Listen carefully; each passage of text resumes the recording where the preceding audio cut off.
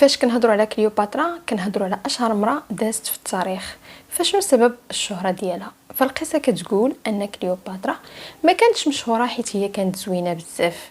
فكليوباترا ما كانتش فاتنه الجمال، ولكن سبب الشهره ديالها هو الذكاء ديالها. كانت ذكيه بزاف وكانت عارفه راسها شنو كدير. فبسبب الذكاء ديالها خلات ان مصر في الوقت ديالها وفي العصر ديالها تكون من اغنى الدول، من بعد ما كانت مهلوكه اقتصاديا. وكليوباترا كانت مثقفه بزاف وكتفهم حتى في الرياضيات، بالاضافه لانها كتهضر بزاف اللغات، من بينهم اللغه المصريه القديمه واليونانيه.